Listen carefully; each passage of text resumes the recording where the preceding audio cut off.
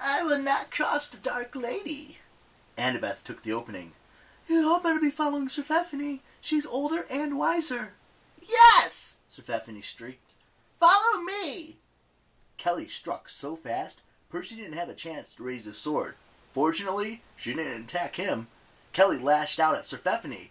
For half a second, the two demons were a blur of slashing claws and fangs. Then it was over. Kelly stood triumphant over a pile of dust. From her claws hung the tattered remains of Sir Pfeffany's dress. Any more issues? Kelly snapped at her sisters.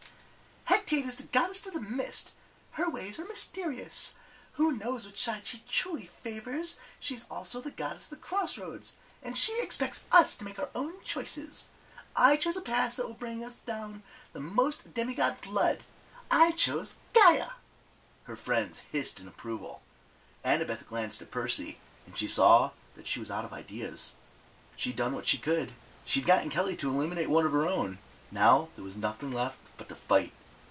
For 2 years I joined in the void, Kelly said.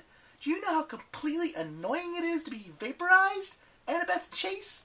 Slowly reforming, fully conscious, in searing pain for months and years as your body regrows, and then finally breaking the crust of this hellish place and clawing your way back to daylight, all because of some little girl stabbing you in the back?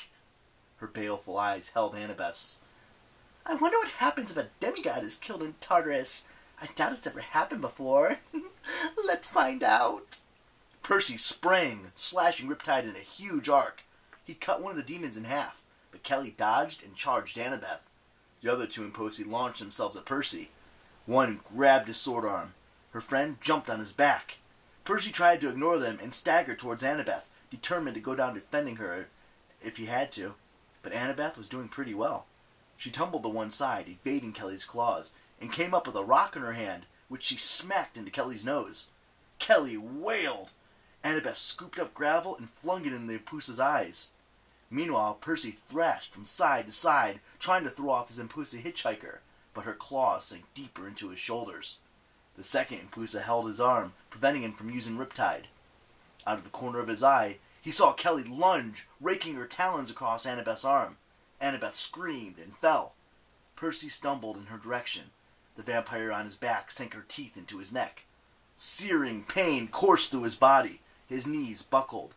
Stay on your feet, he told himself. You have to beat them. Then the other vampire bit his sword arm, and Riptide clattered to the ground. That was it. His luck had finally run out.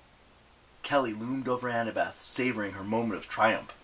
The other two Imposi circled Percy, their mouths slavering, ready for another taste.